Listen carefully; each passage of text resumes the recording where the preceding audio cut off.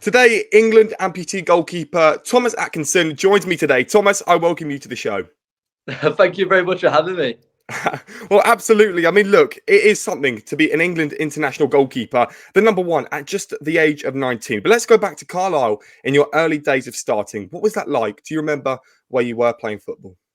Yeah, so I always started in like grassroots, just able bodies, and I still back myself to play able body football now, and never get the opportunity.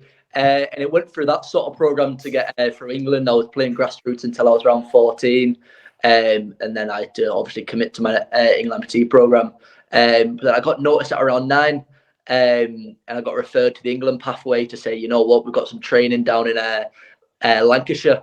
And at that point, I didn't really understand like playing for England and what that would entail. I was just playing football because I loved it. And I think that's the most important thing at any point in your age. So I was just travelling down to Lancashire, training with England. And I really enjoyed it at that point. I didn't really recognise it was going to be something that I would do for a career, or it was something that could like catapult me further. But I was once again just playing because I loved it. And then obviously went through them pathways of playing with obviously just your junior setup, then onto our under-21 squad. And then when I was 17, I made my debut for the national team at the European Championships, which was probably one of the biggest honours I've had in my career so far. I mean, look, you were born without a left leg and a left arm, I believe. Is that correct? Yeah. And so, you arguably were different to other people. You said that you played able-bodied football, which is great. I mean, but was there any sort of things when you were growing up that maybe people may have called you out for, or maybe, negative things along the way? I think I was very lucky in my where I got brought up, and like my friend group where I was around. I was always a very sporty kid, and I was always like quite in like the general groups of like the popular people, which I was very lucky for, because there's definitely people that have been in my positions that have suffered like awful like bullying and stuff like that for just that's different. And obviously that's really hard for kids growing up. That I like struggled to recognise that I wasn't like everyone else, and it was just I was a one-off and one in many. Which was obviously hard to come around to, but I think my upbringing really benefited that, because I was in like quite a big school. I wasn't really like an outcast. I was quite good at football, so I got in like to the friend groups, and I was always in the skill team and stuff like that, which massively helped me. I didn't have to go through all like the really hard processes of like people picking on me and stuff like that, and even carried on for secondary school. I think I had a really good set of mates that made sure if anything even close to that happened, that would never happen again, which was I'm really, really lucky. And I know there's people in my position that have definitely suffered stuff just for being a little bit different to everyone else. So then, in Carlisle, you mentioned that you played for the school team. I mean, in primary school, when you were 7, 8, 9, was there any events where you played for the school team and played for grassroots level? Yeah. I was always in the school team as like whether I was in net or playing outfield. Like I love both of them. So whenever I can play, I will play. And I played grassroots all the way through for like North Bank. And I will play at any opportunity I can. I used to have a jam-packed weekends between training with England and then grassroots, and I'd always hate to miss out on one of them. So my parents put a lot of miles on their cars, traveling me around the country to different games, to different football events. But once again, it's just playing football because you loved it, and I was absolutely obsessed, and I still am really. So I was really lucky that the fact that I had loads and loads of football at a young age, and I was getting it every single place I could have, whether it was national teams, schools, grassroots, trainings, one-on-one sessions. I was absolutely obsessed. But was your plan to become a goalkeeper, or was it to become an outfielder? Because you mentioned you're still in goal now, but you'd like to play outfield. Was that an option? And if so, would you have liked to stay in goal still? Yeah, so with the England national team, all outfielders play on crutches as a legacy, and all goalkeepers have a arm deficiency. So like myself, and I'm both. So I could do both, but I really wasn't designed to go on crutches. So I kind of give that a bit of a miss. And so I naturally gravitated towards being a goalkeeper, just because if I wanted to progress in the sport and go on to achieve all these amazing things, I'd have to be a goalkeeper, which was, I was never against it. I was never like, oh, I don't never want to go in net. I'd jump in net. Like I had an older brother who'd always take shots at me in the garden, so I'd be in net. It wasn't really a hard change for me. So goalkeeping is probably still where I'd stand. I think it's like, because I do a lot of training sessions in net, I think that's where I like to gravitate outfield when I can, just get something to mix up, something a bit new. And I still enjoy that side of things. So I think I probably would still gravitate towards being a goalkeeper, just because I'm better at it than I am outfield. I'm probably an average outfielder. compared to what I am as a goalkeeper, which I don't like big myself up too much, but I'm better than a normal goalkeeper, I'd say. So yeah, I think I'd have to say that I'd be a goalkeeper anyways. Well, look, when I was doing some research about you and looking up some things that you've said in the past, from what I managed to gather, you would like to be a sweeper keeper. But Yeah. as you know, there is limitations. I mean, explain the limitations to the people that may not be so aware. Yeah, so in amputee football, because typically goalkeepers have 2 legs and just a missing arm, they're restricted to just their box, as you can imagine. If you had like one person with 2 legs running around against with crutches and stuff like that, one, it'd be crazily dangerous, and two, it'd probably look a bit uneven and might mess up the sport in a general way. So goalkeepers are restricted to their box, which frustrates me on the absolute daily, as I think people watch me play, and I like to do like my skill moves. I like taking on an attacker when I can. And I'd love to just be able to play it like a Manuel Neuer and step out to the halfway line, engage in some stuff like that, which is what I'd really, really like to do. But I think the rules have not let me do that, which I think the rules are fair. But I think I've got to have my own fights in my own way. Do you think the sport could evolve? Do you think that could one day be a possibility? Yeah, I mean, I've spoke about it in many ways of like the potential. You could maybe say like you split your pitch into thirds, and you could say your keeper's out in your third, as a way like football's progressing itself with like the playing out from the back. I mean, you're kind of restricted as a goalkeeper to say you can't play out from the back if you can only. It's all good. So I'll kind of restrict it into playing out from the back as if I'm a goalkeeper, as in I'd have to really get to the edge of my box and only really play there, which I can't really benefit my team too much. I think I'd have to. Well, I've had to like develop quite a range, like a passing range, which is the only way I can really benefit my team going forward. But I'd like to see a few rule changes, just because me personally, I think I'd absolutely love it. But I wouldn't be too surprised to stay the way they are, and I think it probably is fair at the moment. Look, grassroots is something that a lot of boys and girls across the country, and it's great to see now with the amputees, but also the girls, where they're now having the accessibility to football, and it's becoming a lot more of an equal game. And we've seen down the years, 60 years ago, they're still grassroots level. It's just insane. But for you, when you were playing in grassroots, what was that like for you? What was your overall experience of that? Yeah, from like the early, I got involved in grassroots as soon as I could.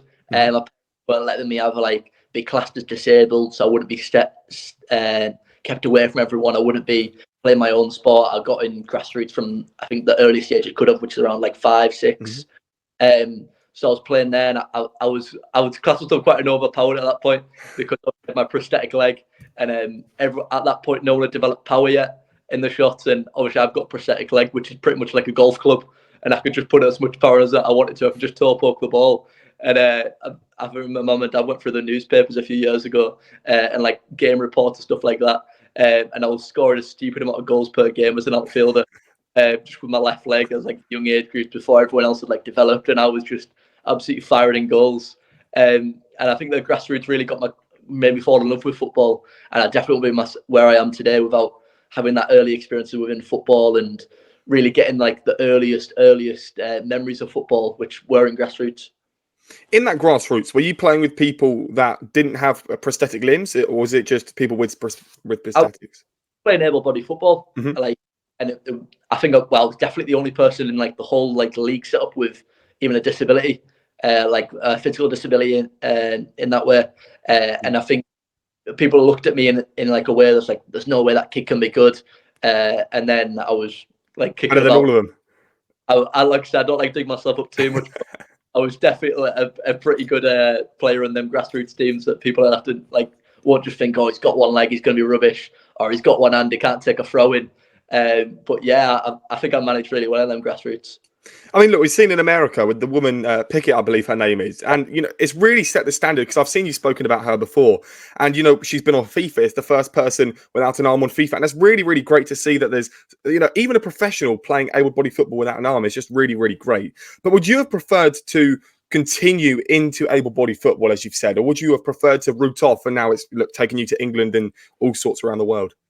Yeah, that's a really good question. I think it's quite complex in the way that, as in where I am now, I've got 18 appearances for the national team. I've won goalkeeper of the tournaments. I've played in Champions Leagues and stuff like that. And I don't think I'd be able to achieve that as if I was playing able-bodied football.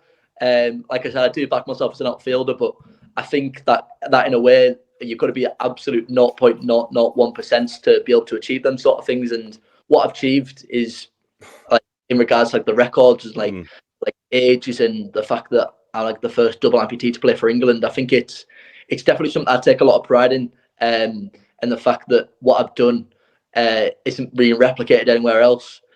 Even if you look at the men's game and like even in the women's game, I think there's some stuff that's been achieved that it'll be very, very hard to replicate anywhere else. And I'm very happy with the path I've chosen, and I couldn't see it any other way.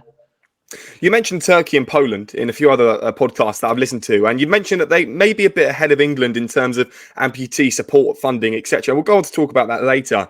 But with the England men's and the Lionesses, is there overall support where you're all together as one, or because you're inside of that, do you see maybe they're kind of split away from you? I really wish to say that we're all under the same banner and we all get the same support, but it's not true. And exactly, I mean, if you look at our page, that we're not under the same badge, we don't play under the same kit, which is people are looking and think like, why is the FA not taking this team under the wing? Like, if you look at it with a third biggest like England team behind obviously the national team, then the women's before like blind football and deaf football and stuff like that. So you think why they're not like the England team?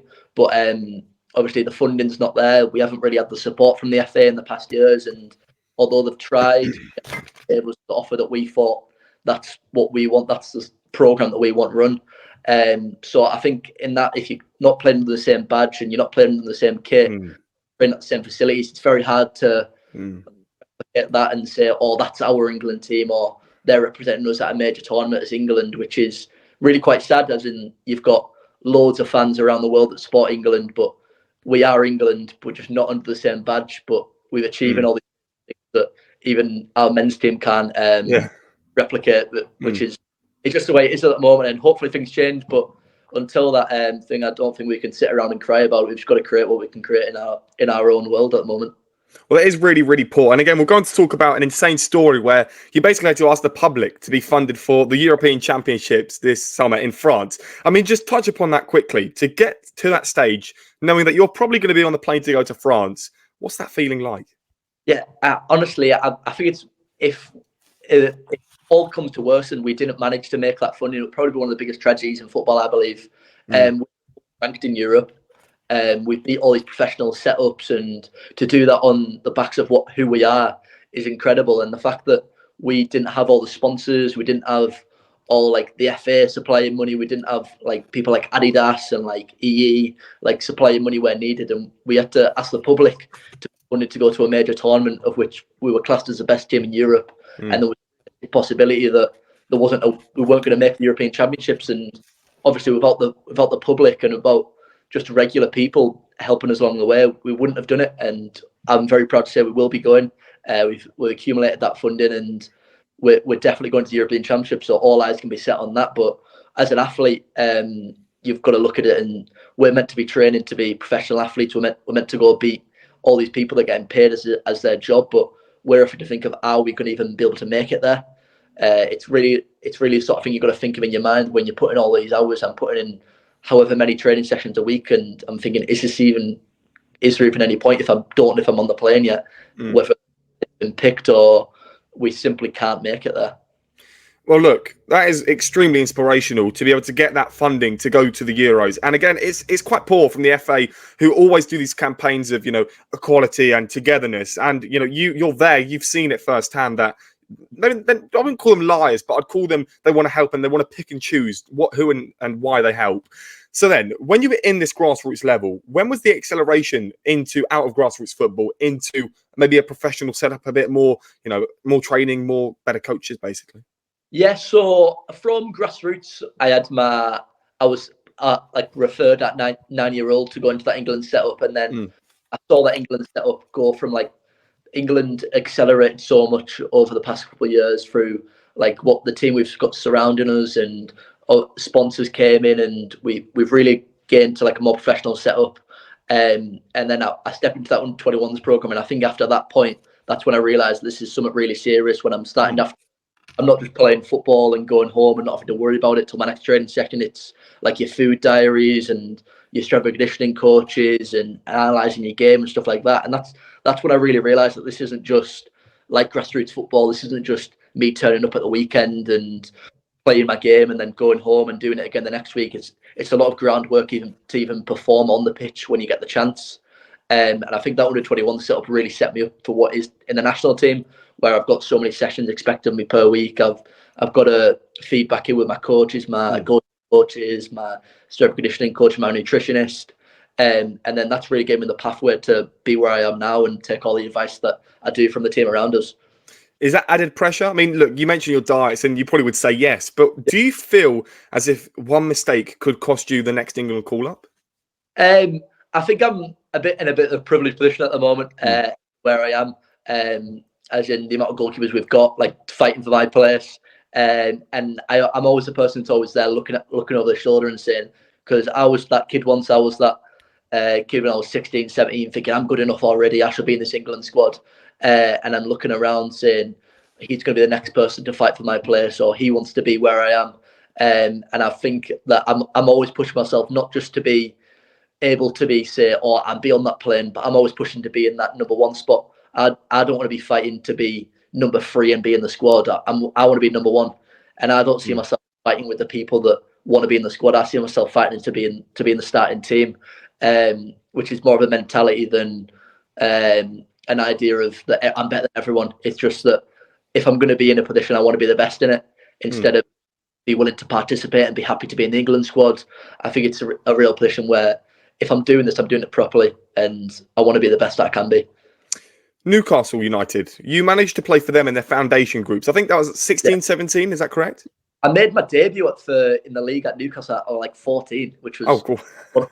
I believe, maybe the youngest ever, which was a step. I don't really know into it. I didn't read into it too much. Is foundation groups more of a community setup to help people in the community? Yeah, definitely. And I think that's the way it is across England at the moment. Not so much the rest of the world, but in England, that's the way it is through obviously the lack of funding, and there's not going to be many professional setups. Like in England, you don't get paid for it to play amputee football, even though you're the best in the country. You're bringing in so many like fans to watch your games. Your games are televised. You're representing these major clubs that everyone recognises around the world. You're not getting your travel paid for. You're just turning up to these sessions that are just for these community groups, which realistically, without these foundation groups and these in the community groups, there wouldn't be much of an England team.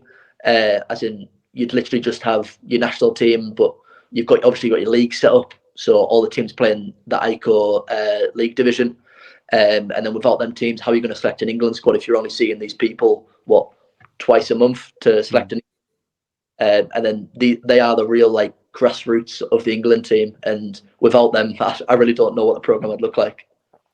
So you mentioned that there's not a lot of people that are fighting for your England position. I mean, is there scouting that goes on in Manchester City, Portsmouth, Newcastle, clubs that you've been in? Have you seen there is scouts and a pathway to England? Yeah, definitely. And I think the real like pathways, you get recognised for like your league structure, and then for your league structure, your continuous performances or doing well throughout your teams, and a bit of success, whether it's silverware or just on an individual basis, then you can get referred to them national team programs, which I think a few people that went through my situation was quite similar, not the exact same way. I was in the junior setups before I even had a team that I was recognised to, and then when I was like getting really good into that under-21s program, I was playing the 21s when I was 14, and then they thought, you know what, the real way to fast track your development would be to play senior football instead of just playing these junior setups with like under 16s. I think that the real way of progressing would be to get into the first team, which I then got the opportunity to go play at Newcastle, which was something I'm really proud of, and I'm still very close to the people that are at Newcastle now, because without them, the position I'd be in now would be very different. I'd be waiting many years. I might even still be waiting now for my professional debut, which Newcastle gave me the opportunity to then prove to them, people at England, that this guy can play senior football. He can play with men even though he's very young, which then further gave me the opportunities to go and represent the national team. What about Manchester City? I mean, we know about them, a lot of money into them. But again, is that trickled down into the routes that you were playing into? Yeah, so I was involved in Manchester City's youth up when I was maybe around 11, 12. And then for me there, it was a lot of travel, as you can imagine. I'm going from Carlisle to Manchester, Carlisle to Salford, whatever, to travel for these games. And I don't think it was really sustainable. I mean, my parents supported me all the way, and like they never said, "Oh, we're not taking you. It's too far to travel." They'd never said that, and that's helped me out a lot throughout my career. That I've been able to say no to opportunity. But it was just the setup was really good, but I didn't think there was a serious pathway for me to go into the first team at the time. I mean, the amputee team for Manchester City was the best in the country at the time, and the goalkeeper was very good. The number 2 was in the England setup as well. The team was very good. There wasn't really a way that you could go getting involved, maybe a 14, 15-year-old that had progressed through and maybe get into a team. So I think that's where my idea of going to play for Newcastle was. But once again, without the playing with the people I did at Man City and the programs that they offered, once again, I don't think I'd be where I am today. What's your best moment at Manchester City? At Manchester City, I distinctly remember I've got quite that team I had at Manchester City. I have a lot of people who are in that setup now. At England setup, so I was playing with like Reece, Jamie, Liam. There was a lot of people I was playing with there, and I distinctly remember we were playing in Salford at a tournament, and we were playing against able-bodied people, like fully able-bodied people that I don't even think had a disability, and we went and absolutely smashed, like 5, and we were all very young, playing under 16s division as people that were somewhere like 13, 14, 15. And I distinctly remember us wearing a maroon Manchester City shirt and putting like 5 or 6 past all these people that didn't know how we'd done it. I mean, look, Manchester City is a great team, but then you managed to move to Portsmouth. I mean, are they more recognisable in terms of the amputee world? Yeah, I'd say so, yeah. Portsmouth, the programme we've got at Portsmouth is incredible, and I still play with them now due to dual registration. And so obviously I can play in Poland, I can play in Portsmouth at the same time. And I'm lucky enough to be the Portsmouth captain, which is something I'm really proud of. And Portsmouth is known to be one of the best in the country. Had a lot of success, which I've been lucky to be a part of. We completed the treble, and we've won many trophies. We've won 1 out of 4 so far this year, and hoping to get the rest of them as the season goes on. But if you're looking at our programme, we've been in the Champions League, we've been in the FA Cup final many times, and the programme we've got there has really gave a pathway to development to the England team. As in, if you look across our team now, I think almost every member of the team's been involved in the England team at one point or another. And I mean, the coaching staff that we've got there, and even just the real lads that we've got there, they make everyone's job a lot easier. And into saying you can be a good football player, but you can only be good in yourself, can't you? Before the whole team becomes the real work gets done. I could throw out a 10 out of 10 performance, but I'm not going to go score down the other end, am I? And a lot of the Portsmouth lads do that for me. So if I'm having an off day, I don't have to worry because I've got another 6 players around me that can go and make it happen and can make up for another place on the team. FA Cup final. I mean, look, everyone wants to play in an FA Cup final, kicking the ball in the street, kicking the ball at grassroots level. You got there. What was that like? Yeah, the experience was incredible. It was actually a programme that's funded by the FA, and it's at St George's Park. FA Disability Cup, and it's streamed on BT Sport. It's got all like your broadcasters, and it's all done very professionally well. And that's the main part. You've got to say well done to the FA, because although we're not an England an FA funded programme, they put our grassroots level of the FA Cup on the national television at their facility, which is really quite incredible. And the whole experience was amazing. Obviously, I lost on penalties, which was, I mean, really awful to take, because I mean, I was 17 at the time, and then the most recent one I was 19, which was an even worse one I thought to take. So I played in 2 of them, lost both of them, which isn't a great record so far. It's not something that I want to replicate throughout my career, but the whole experience is incredible. You're playing in front of, like, I don't even know how many people on the telly. You've got all your family there supporting you. You're playing in a great facility in St George's Park, and I can't knock the FA and can't knock BT Sport for how it's been done, because the whole setup was absolutely incredible, and it's something that I think very fondly of as a memory. I mean, how many trophies are still up for grabs? Could you replicate the FA Cup final this season? Yeah, we qualified this year due to our success last year. We won the double last year in both League Cups. So we qualified this year. I believe it's on the, don't quote me, I think it's 27th of June. Potentially, which is the FA Cup final. I need to get back on that date. I'm not the best at that, knowing that sort of stuff. But we're in it, and we're definitely in it to win it. We'll be up against Everton this year. If you think on recent form, you think, oh, we haven't been beat this year. We most recently played the League Cup and we beat Everton 5-1. Yeah. Which you'd think you know what you're going to that being absolutely fit. And I'd like to say we're going to win, but it's a cup final at the end of the day. It's a whole different experience, a whole different ball game. And people turn up, people playing these big matches, and it brings something to them. And so I can't really say that we're going to absolutely go 5-1 them again. And I know it'll be a very close game because they've got a lot of talented players, a lot of players in that England team. But I really, really want to say that this is going to be the year. Portsmouth have been in the FA Cup final almost every year, I believe. Hopefully, this is going to be the year that we finally win it.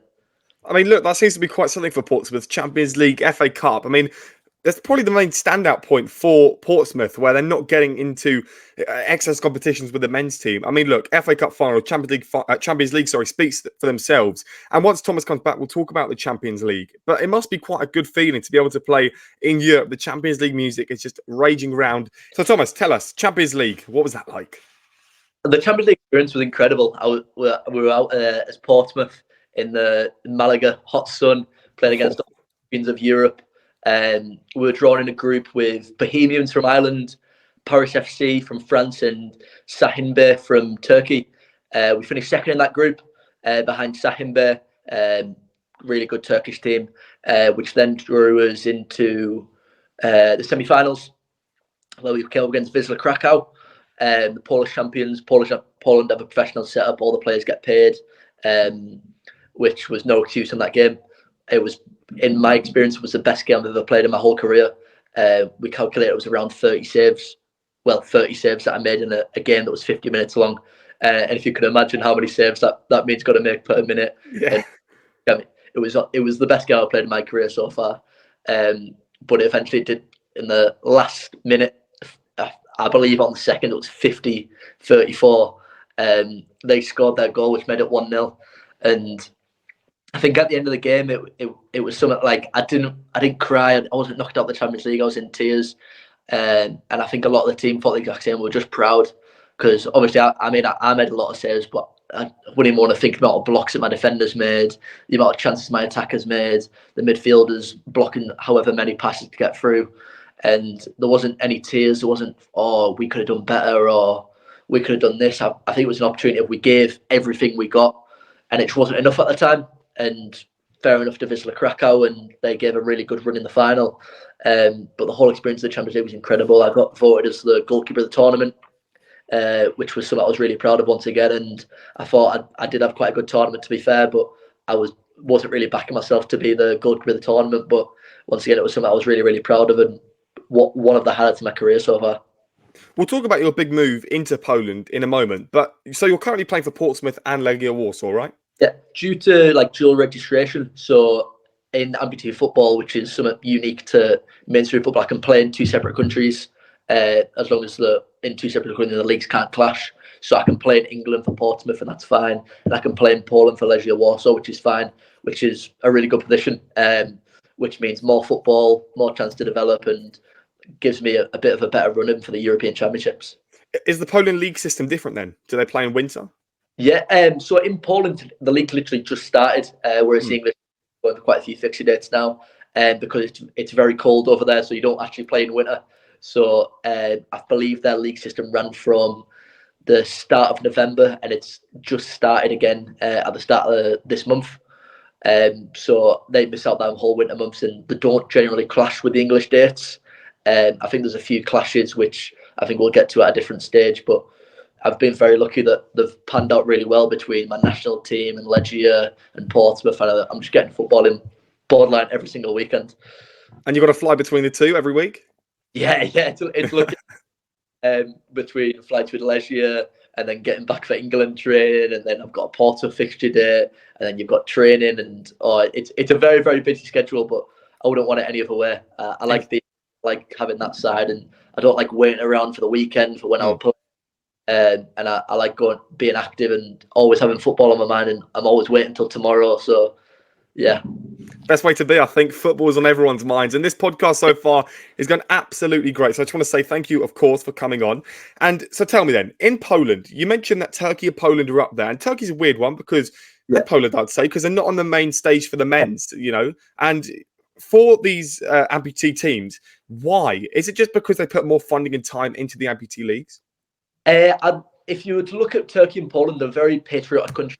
They love the national flag and they love the people, like they love the military. I think it comes from that. I don't know the science behind it, but I think you look at them. And some players come from being in the military and then getting obviously like accidents happen in the military through wars, etc. And then some of their programs like heavily fund like rehabilitation programs, which I think where amputee football's got a lot of funding. Obviously, not a lot of players come from that side of things, but it's gave a real platform to say like, oh, this guy's lost his leg and now he's still representing Turkey and he's still like a really good player at football. And I think that's where their governments and their funding gives a lot of support to them sort of programs. Because obviously they think, oh, you know what, if you've done all this, you deserve to have another pathway, or even still the like the disability programs. I think Poland's in that respect that they want to fund all sorts of football, whether it's just mainstream or futsal or blind football, deaf football, whatever. They want to fund all their football programs, and they're very. It's very important to them that they're competing on all fronts, and I think that's why they've leapfrogged England. And England used to be miles ahead of everyone, but now I think due to Poland's funding and the support that they've had, I think they've leapfrogged quite a lot of people in Europe, and I'd say including us, unfortunately, in regards to what their setup is. But luckily, due to what we've got at the moment, we've built to keep up with on the pitch and beat them many a times. I mean, look, Legia Warsaw are playing in the Conference League this year, so they're not exactly a small team, you know, and I'm sure the amputee side's great, and you can tell us the stories once we get to this big move. But what are the facilities like? Do you get to train in those main facilities that everyone else is training in? In our Legia Warsaw setup, Legia Warsaw's a massive club, and it's probably one of the program in one big, most recognised club in Poland. Sorry, and I think people would say like, "Oh, that's the big team, and that's the one you'd want to play for." And that was my personal experience. If you asked me to name many teams in Poland, obviously I could name quite a few now, but Legia Warsaw would be the first one to my mind before this move. And then when that came along, I thought, yeah, this is something of me. This is something that I want to do, and represent the biggest team in Poland was always an incredible idea for me. And the facilities that we've got in Poland are incredible. Like I said, amputee football is not known as like a second-hand like side sport to them. That's known as like a big deal, and that they've got absolutely no problem with giving all facilities away, whether it's training complexes or playing in stadiums, playing in front of your fans, your broadcast, your pyros at the games, which is incredible, and all your support surrounding that. And I think it really shows how far England is away at the moment for what the setup is in Poland. And I think I'm lucky enough I don't have to wait around to wait for England to catch up to Poland. And I've had a great experience to go over to Poland and experience what it is now. The big move. How did that come along from England to Poland? Talk to me. Was it a phone call? Was it a text? Tell me everything. Yeah, so we all started from we were at the Nations League in Krakow. I believe it might have been in Warsaw, to be honest. No, it was definitely in Warsaw. It was in Warsaw, and then we were in the Nations League. We played against Turkey, Spain, Poland, and I had a stellar tournament personally, and we did an England team, and we won the Nations League. We beat the first team to beat Turkey in open play since 2014. Or no, 2014. You've got it. I was the first keeper to keep a clean sheet against Turkey since 2018. That was that way around, and it was a really good tournament for not just myself but everyone really. I got goalkeeper of the tournament there after we lifted the Nations League trophy, and it all started from there. Obviously, if it's in Warsaw, you've got a lot of Legia fans, you've got a lot of Legia representatives. The Legia manager was there. A lot of players from Legia Warsaw were playing for that Polish team, and it bubbled from there. And then I got the text saying like, would it be something I'd interested in playing the Polish league? And I mean, it never really crossed my mind. It wasn't something that I'd go out there and I thought, this is what I want to do, and I want to play really good so I can go do this. But the opportunity arose, and I was there for it. I mean, I'm very young. I don't have to really think to go, oh, I've got a lot of like commitments outside of like football. I don't have to worry about like like my kids or my wife, something like that. I thought if there's any chance to do this, probably now. So yeah, I took it straight away, and negotiations went really, really quick. They were very happy to have me to go and play for them, and I was very happy to go play for them. So it wasn't like months of stalling and stuff like that. We were just waiting for a transfer announcement, and then it came through, and happy days, really. I mean, congratulations on that big move. But are players non-contracted, so you can just go and take a player from anywhere, or is there fees involved in some moves? In England, like a move from England to Poland, it would be a no contracted fee, which would mean obviously you can just go register out there, because obviously in the English program they're not quite getting paid, so you're not quite like an asset to someone in regards to like you're not getting have to pay that fee, you're not paying out of a contract. Whereas in Poland it potentially would be if you're moving while in contract, or in Turkey it would be the same if you're moving while in contract. So there's some moves that are done for transfer fees, but obviously some moves are done like just at the end of your contract and moving around, which is a bit of a unique setup. There's a lot of contract expiries done that are like, oh, at the end of the season I'll go play for this team because my contract's done. Whereas in England it's just really you can play for whoever you want, and there's not going to be a contract tying you down. What is the span of amputee goalkeepers? I mean, could you be playing amputee goalkeeping until 37? I mean, is that a realistic aim? Yeah, it honestly is. I started playing when I was very young, obviously, and I started playing men's setup when I was 14, 15. And then there's definitely a pathway for being 15 to then go play for another 25 years, which was something that you wouldn't really think of anyone as goalkeepers to say, like, oh, well, there's quite a few around the world that you play for like you're 40, 41, 42. But as you can imagine, amputee football, it's not as big of a pitch. You don't have keepers being able to advance the halfway line to be super fast across that area of the pitch, and then the goals are a little bit smaller. So as you can imagine, it's a bit nicer when you age, as in you're still not demanding such like a big area to cover, and you can kind of hide your age a little bit.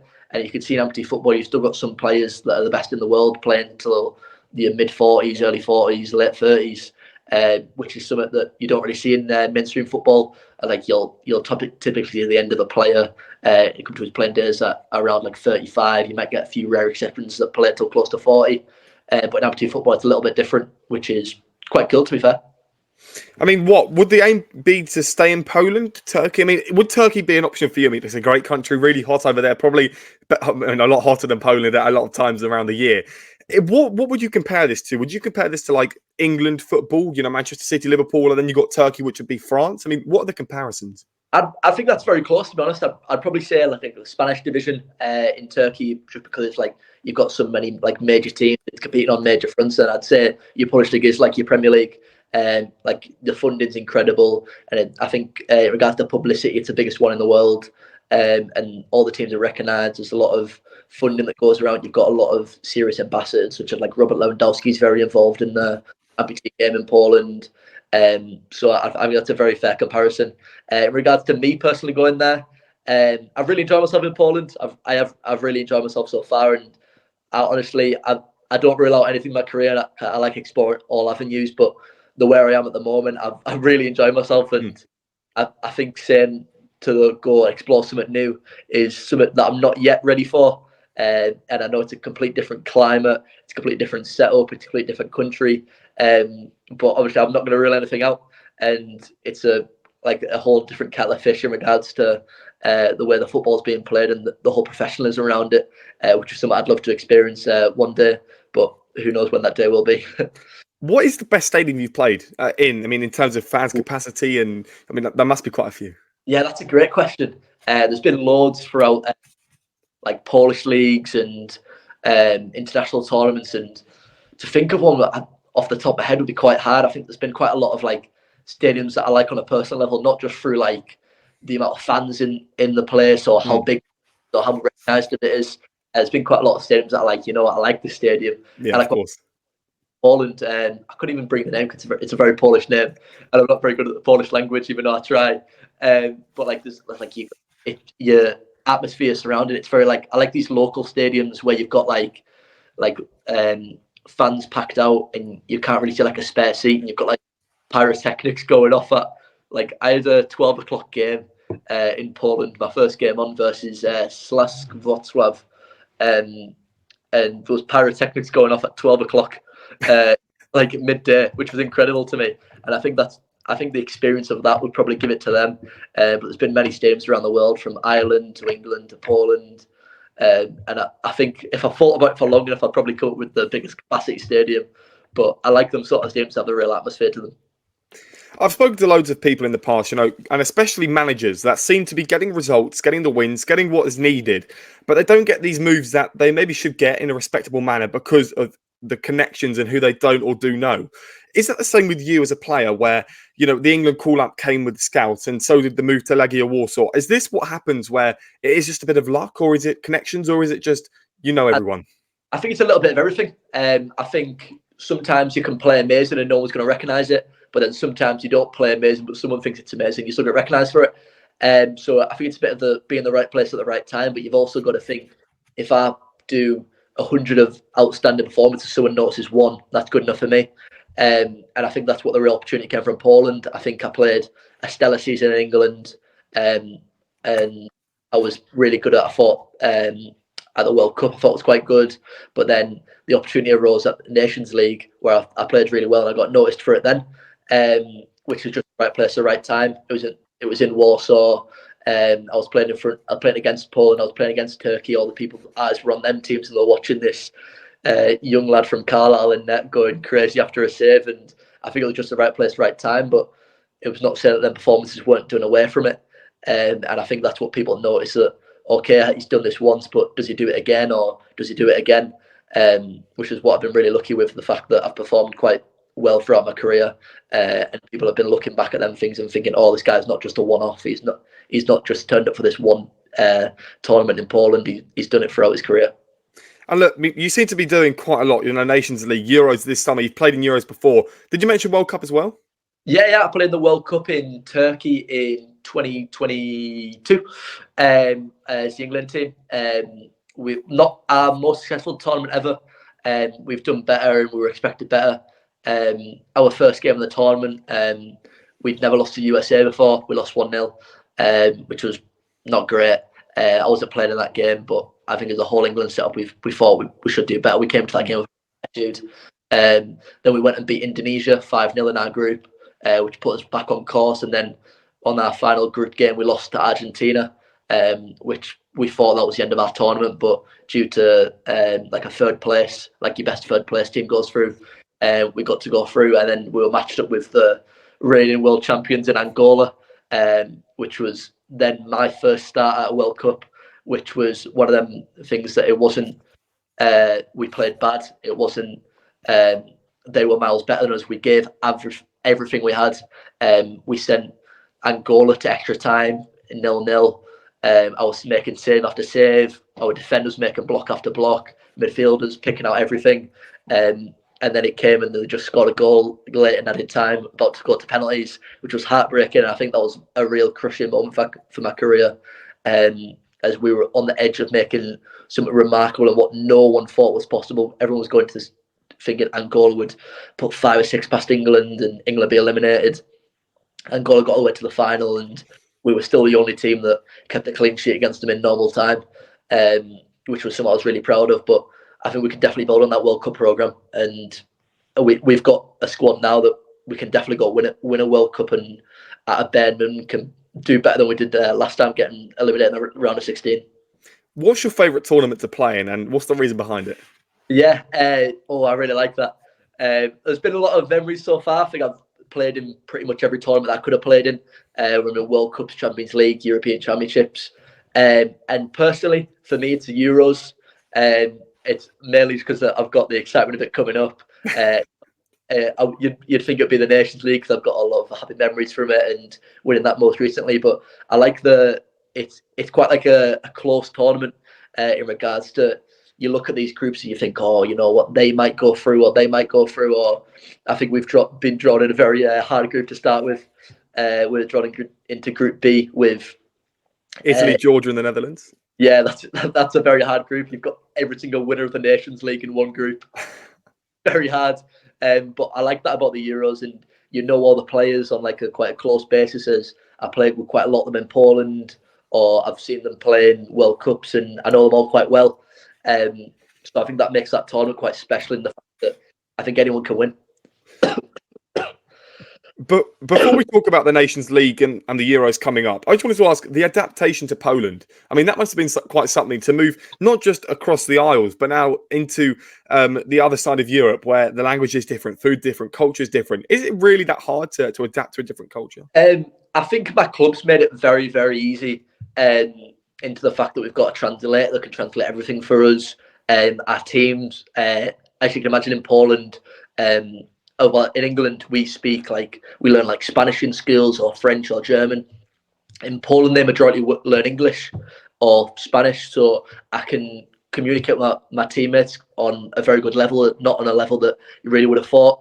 I think they've all got good English and they've all at least tried to make an effort with us. So it's not just like you got the Polish guys over here and the English lads over here. Which has made like my progression really easy, and the fact that I can speak to them on the pitch, I can tell them what I'm thinking, I can get along with them off the pitch as well. I can go like wait around in their rooms for a while, and I'd be just known as like your friend, or not just like the English person that I'm going to take care of, which has made that whole process really easy. Obviously, the language is quite hard, and we still try. Our teammates try help us out a little bit, but that's a very hard one. I think that'll come over time, but we'll need to get sharpened upon our Polish, I think. To get called up, I mean, that day knowing that, I mean, you said that you're quite fit into that team where you probably will get called up for the Euros, but there still must be a few nerves, in the back of your head going, will I get in? Will I not get in? But then to get called up, to make your way to the training facilities to play, when you see it on TV with the men's team, Saka, Kane, they all turn up in the cars and they're all there. What is that like to be able to do that in person? Yeah, it's a real honour, and I think it's something that I've kind of brushed past in my career because I've done it so many times, where it's like training camps or like going for like international duty, and it's something that I think I really need to like understand a bit further. The fact I'm constantly getting called up for England, I'm constantly going back to these programs that are showing that I'm the best in the country. And I think it's really something that I think everyone could take a great honour in, whether it's Saka, Kane, myself, Jamie, the England setup. I think everyone understands that you're doing this because you're the best. And I think it's something you've got to take. I'm very I take a lot of national pride. And the fact that I'm representing England on a global scale now is something that I'm very, very proud of. The Nations League. I mean, wow. Turkey, we were the world champions. You managed to beat them 1-0 and you had a great game. The first amputee side to lift a major trophy since 1989 in England. And, we mentioned that the main England team of the Lionesses don't actually really collaborate with you guys. But after that, I'm sure there may have been. Yeah, the publicity was good. Honestly, I thought it could have been better.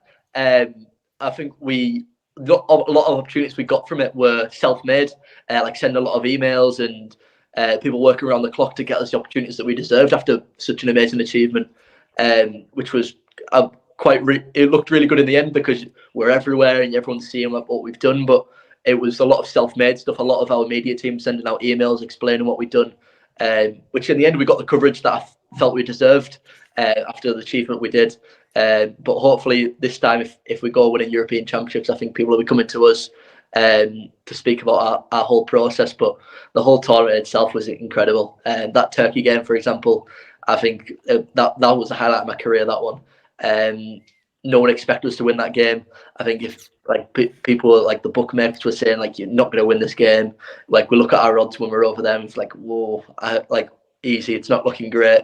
But then a deflected goal that we got, and then we defended with our absolute lives, and the amount of passion that you saw in that game, I think everything got celebrated. It's the sort of game that a tackle comes in and it's celebrated like a goal, or a save gets celebrated like a goal, or a person making a last-ditch recovery run gets celebrated like a goal. And I love them sort of games. The atmosphere behind them incredible, and they're the sort of stuff that gets you pumped up as a player, and the real reward, and it makes your 10 sessions per week or all these grueling hours that you're putting in the gym really worthwhile.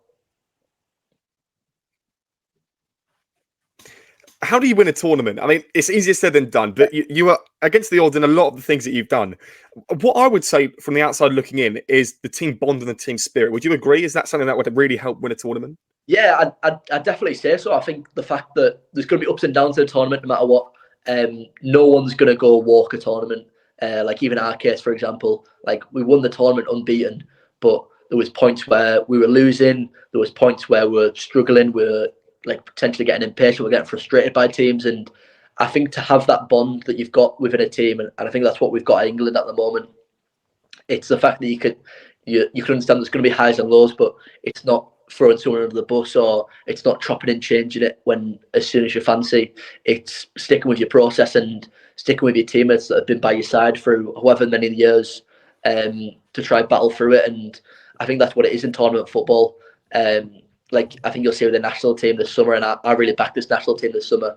But if you get your atmosphere right off the pitch, on the pitch, it just really replicates it. When you're playing freely, you're playing with your passion, you're playing for your teammates side by side. And whether you're playing for Man City, you're playing for Tottenham, whatever, if you're playing truly as England, I think it'll really replicate on the pitch. The Nations League celebrations, what were they like? There must have been something.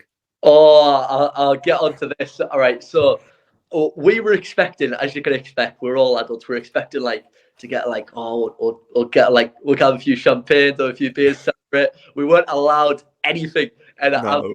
all of the managers watching this, I hope everyone's decision makers are looking at this. But like we were all expecting, we didn't get it. But to be fair to them, we got our celebration, we got our big like awards night and like celebration night when we got back from Warsaw.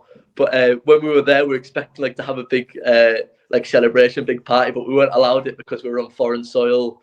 I was exactly like secured really. So I thought, you know what, let's not ruin a perfect tournament by making some crazy decision while you're out celebrating the win. But I was one of the people very much advocating for these like crazy parties that you see after a tournament. But I think the change room celebrations were quite good, and the whole atmosphere was incredible. No one was being a downer that they couldn't have a beer. But I think the whole atmosphere was incredible, and I think it really is something we're probably going to work on as hopefully we win more tournaments, and we can hopefully make sure the scenes behind the tournament are really good this time. If you've got a late kickoff, 8 p.m., I mean, it could be in any of these tournaments, it could be Portsmouth, it could be in Warsaw.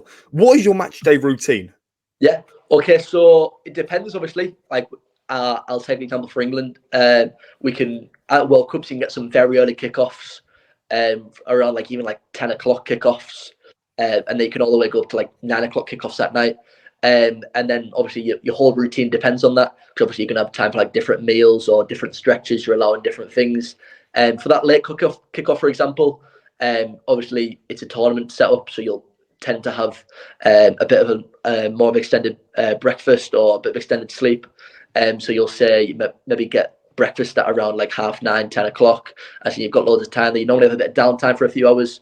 Then I think what we tend to normally do is just before that dinner, we'll go through our team setup and our analysis on the opposition. We'll go through all the setup in regards to that. Then we'll have to go for dinner as a team, and then you've got a bit of downtime. You can text your family members. You can say we're in the starting lineup and stuff like that. And then from that, you'll look at, let's say it's a 9 o'clock meal. Your downtime till maybe around like 3:30, 4 o'clock. And that's where you really get into like your setup, like you're playing a few hours, then you go for like potentially your team stretches, your team walks, and then you've got to fuel up for that game in regards to food. So you don't want to be eating too close to kickoff time. And some people have them regimented like stuff that they'll do pre-game. Some people want to go for like massages. Some people want to eat certain things. Some people just like being down to themselves. I'm quite a free person, and I'll say like I just want to be on the speaker. I want to be like get my atmosphere. I want to get hyped up for a game. But obviously people have got their own setups. So you normally travel to the stadium. But we have it about an hour and a half before kickoff, so you can walk onto the pitch, see what the setup's like.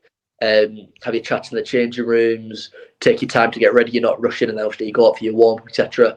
And then hopefully go win the match. What's the best thing about being a professional footballer? That's a great question. I think the main one, and the one that I say the most of the time, I play football.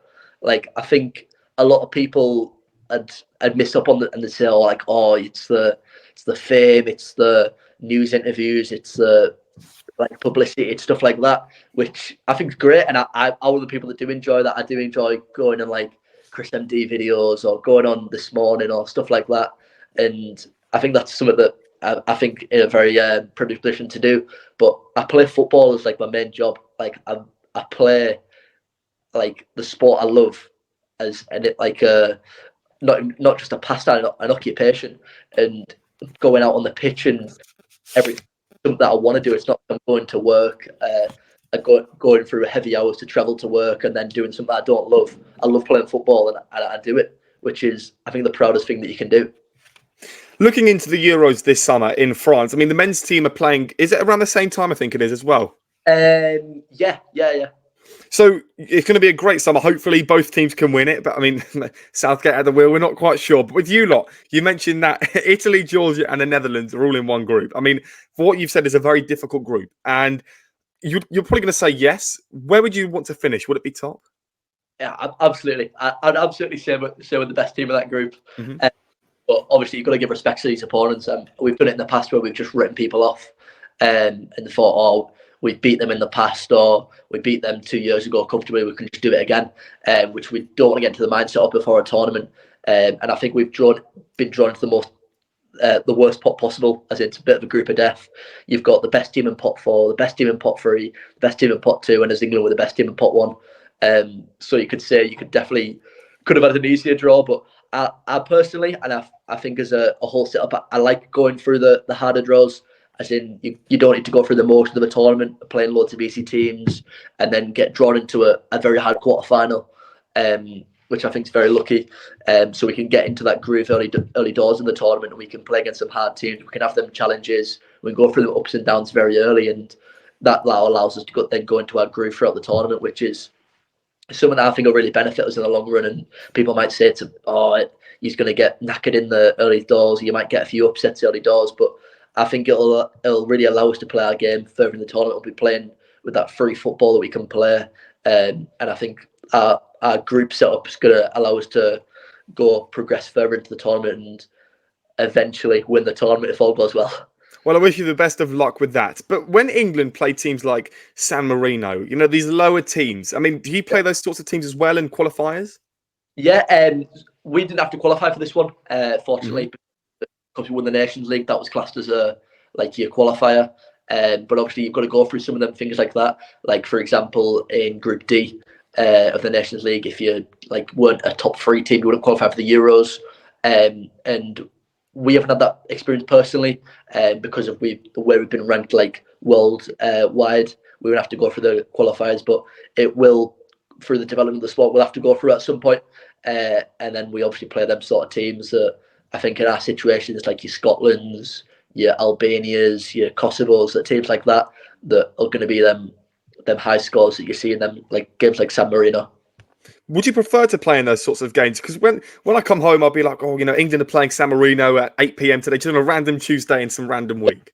Yeah, I love watching them. I don't like playing in them, because, especially as a goalkeeper, because with all due respect, I'm not going to be busy. I'm not going to be making save after save. I'm not going to be zinging past from left to right. We're going to have the majority of possession, and we're going to be attacking their goal more than they're attacking our goal. And as an outfielder, I can totally understand why they want to play in them games. As you get all the freedom you want to play with, you can take your shots, you can combine where you want, you can try new things. But as a goalkeeper, life can get a bit boring sometimes, and in them games especially, in amputee football, you sometimes get them very wide range gaps where you've got teams that are on this level and been playing for so long, and these beginner teams, you come out with some scores that are crazy, and some scores that you won't even see in professional setups, where you've got 20-0s, and I think most recently, the Netherlands are in our group beat Kosovo 15-0, something like that, Kosovo or Azerbaijan, which are some of them things that I think the goalkeeper will be very bored in them sort of games.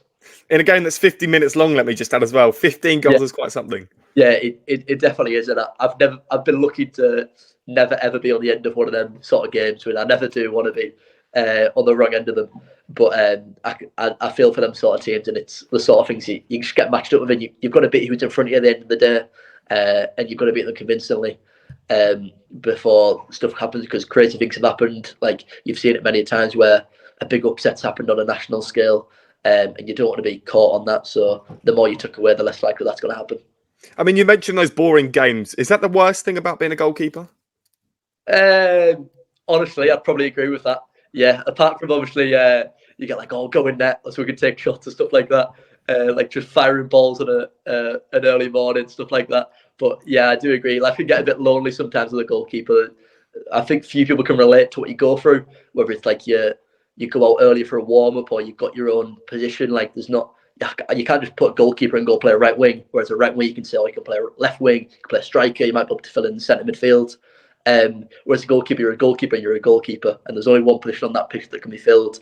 Whereas other positions, you might say, you can go play this position, this position, this position, which is a bit of a lonely part, which I think then allows in them sort of games where you can kind of be left as a bit of an afterthought, and you can't be allowed to like progress further up the pitch and do the more exciting stuff and the more stuff that you'll see on them highlight packages. But it is what it is, because it swings and roundabouts with the goalkeeper. You'll enjoy some things, you won't enjoy some things. I mean, did you enjoy the Euro 2024 draw? Was that a nervous day?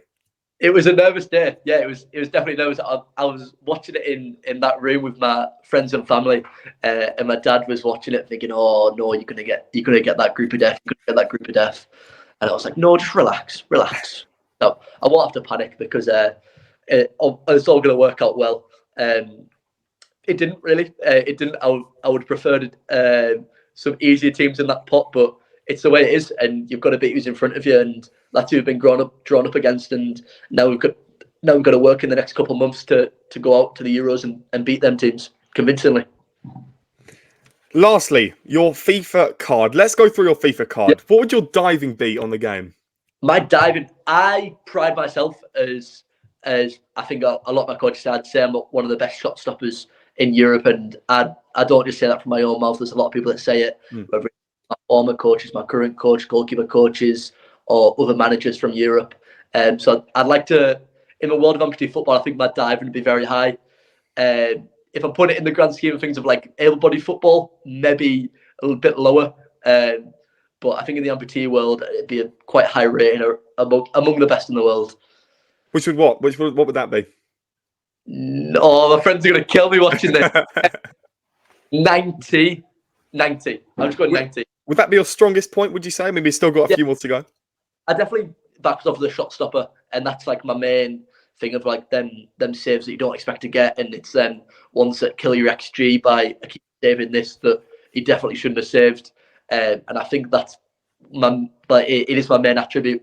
It's not my only attribute, but it's the area that I back myself with. I'd call myself a shot stopper before anything. Handling? I mean, when the corners are coming in, you got to grab the ball. Yeah, I think I've been going to knock down to 50. You can't give anything more than a 50 if you've only got one hand, so it's handling. So all jokes aside, on amputee football, I'll handle it. I think your catching's a very unique thing. As in you've got different techniques in your mainstream football. So I think the handling aspect is something that I think I can improve on.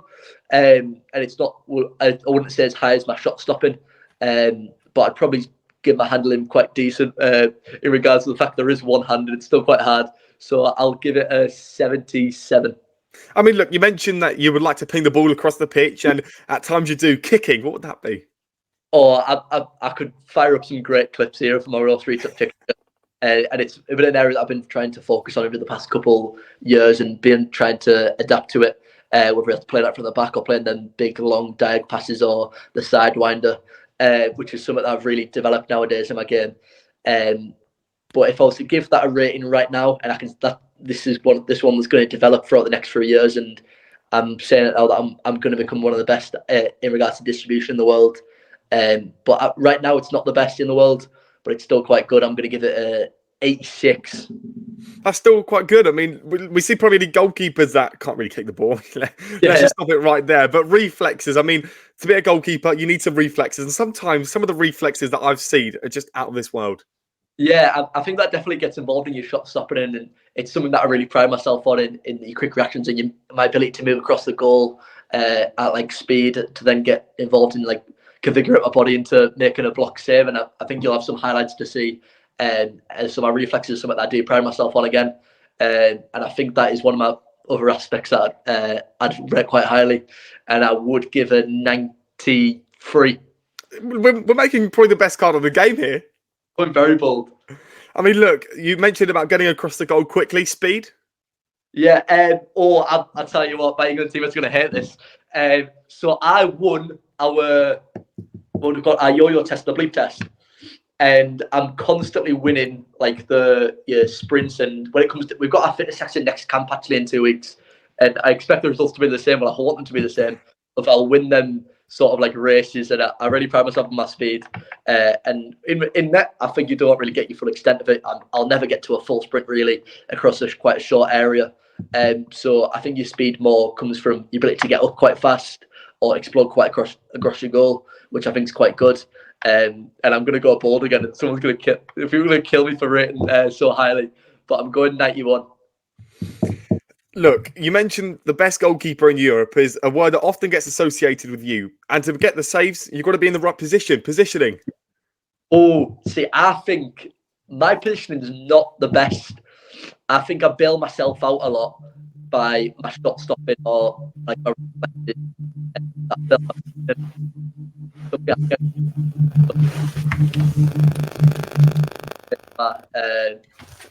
push my position a little bit better. So I'm going to rate my position an 80, which is class of the area for improvement.